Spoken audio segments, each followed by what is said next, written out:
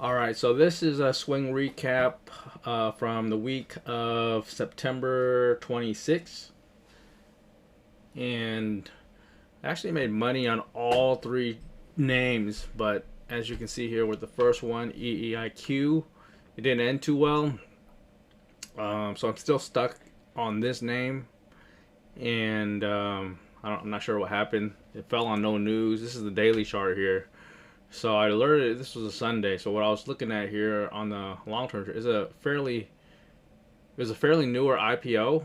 So it hasn't been around for too long, but it had this huge volume day here, and then it tested it again, and then it broke through, and then the 7 level you can see here acted as support. So I felt like this was had another move up.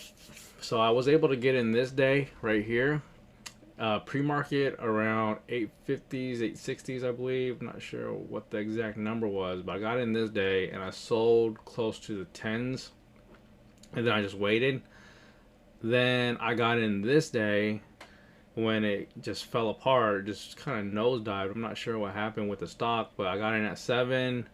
I added more when it fell down, so I think I got an average of somewhere around 6 on this name now. I'm not sure. Kind of just stuck with it now. But, normally on a stock like this, it would have gave us an opportunity to have a small bounce here to get out for me to get out of the name, but it just came apart and not even sure what the reasoning behind it was, other than I mean, it is a US company, it has some ties to China, but it's not a Chinese name. So I'm not sure why it just fell apart like that. For now, it doesn't look good. I mean, hopefully we can get a bounce back in the news in the future here, get a bounce back towards 7 and get out. But I mean, it just came apart. Don't really have any excuses for it. Normally something like this works because you see how my key level for it was 7, right? And it tested when it came apart here. It tested 7 here. It was support at one time here, and then it was resistance here for a number of days, and then when it came back up, it tested 7 again, and then it broke through 7. So it was a really clean breakout there. Thought it had another chance to get up, but the interest kind of died down. One thing that I do want to note though, even though this dropped, it didn't drop on huge volume, so it wasn't like a whole bunch of people got stuck on the name. So there is a chance for it to eventually come back to at least hit the $6-7 mark for me to get out of this thing. But I mean, overall, I made money on it, but then I got caught during this just nosedive from 7 to 4. So we'll see what happens, but not too happy about this one. Probably could have left it alone, but I didn't. No one seen that coming. After it nosedived, I thought it could have came back, but it didn't. Can't win them all, but that's where we're at with that. All right, so the next one is GOEV. Actually made money on this name too, and what I seen here was, so let's go ahead and take that apart right there. So this had a huge volume day right here. It looks like it did over 15 million, and then you can see how it tests this breakout level, and then it broke through with volume. So it broke through this day with huge volume. So I was looking at this 8 level 775 level. Excuse me. So I think this was Monday right here. And Monday came in, and what happened was once it broke through here and it closed pretty low, I kind of changed my sentiment on the stock. So normally you want it to, for one, you don't want it to break through the previous resistance. You want it to bounce. But luckily for me, I got it. I started in at 8, got it in 775, added some more this day, and then it bounced back up for me here on Tuesday, and I was able to get out near the top, 840, 835, 820-ish. I let go of some on 820 on the way up, and then I cleaned out my position here at 835. I didn't think it was going to go up. I thought that the chart looked weak. It's a higher float name, but let me just show you what something like this normally looks like, and you can see the similarities in the chart here. All right, so if we look at APRN, and we just put this line right here, kind of similar to what GOEV was doing. If we just put a line right here where the previous resistance is right here, you can see how many times it tested it right here.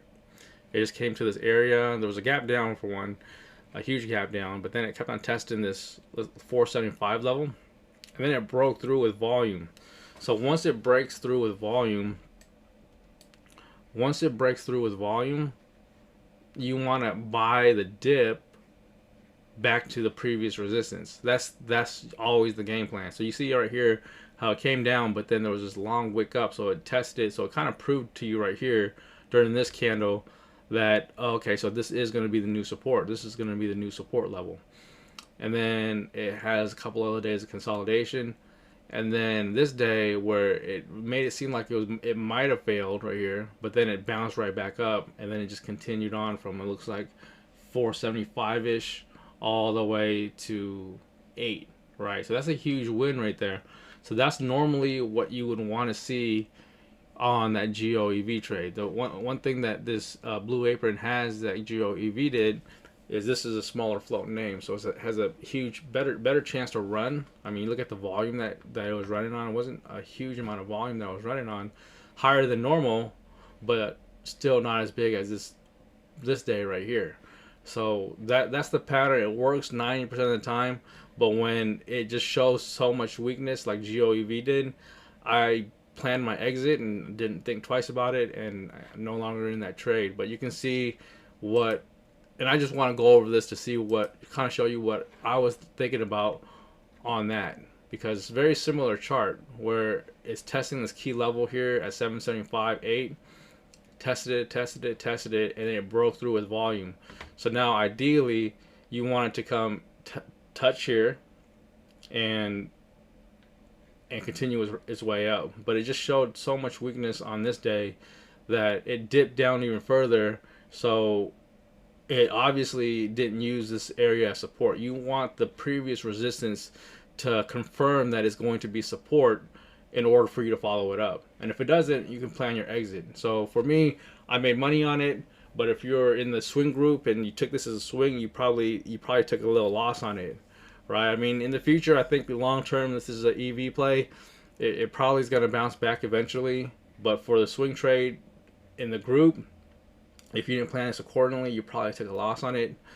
I had a small win on it, but that's only because I got in pretty low here. I got in 888 and 775. I added more, and then I just played that little wave up right here. So again, it's not a huge win, and but I'll take that chance every single time. Because the only thing is you're risking a small loss.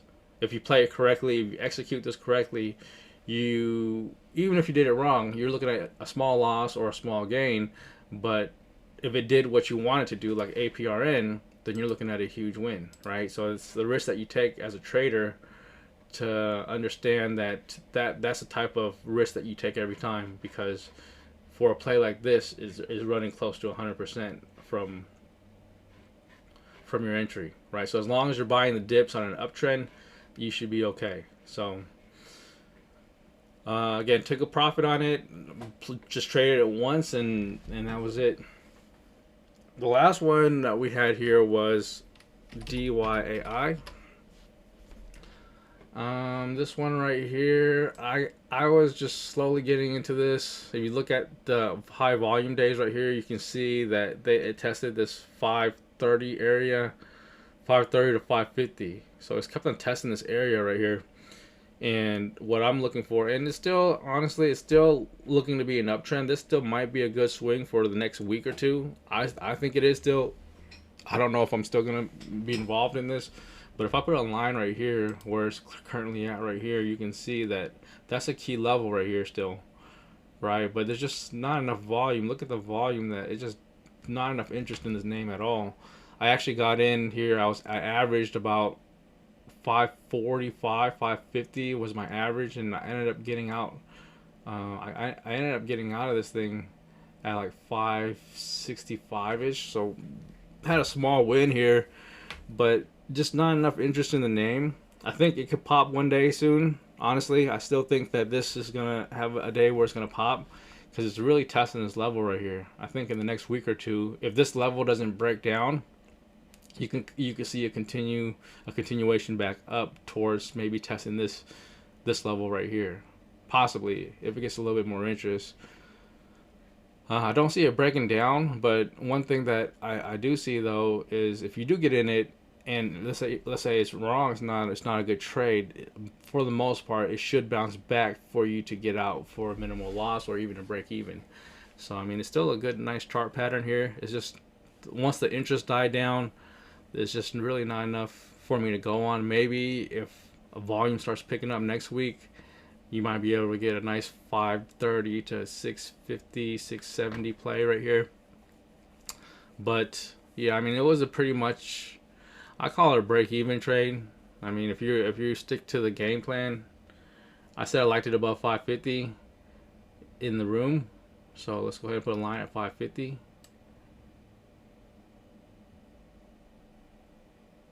So 550. So that was the area that I was looking at. So if you got in at 550, you probably would have been able to get out for a small win or a small loss here, but just not enough activity. Once it fell below 550, I'm not a huge fan of it no more. But at the same time, it does have additional support here at the 530 level where it's at right now. So we'll see what happens Monday. Keep it on your radar though, because if this thing goes, if it has a decent bounce day, like I said, you can see this going to 650. But swing wasn't great this week. I'm not gonna blame the market.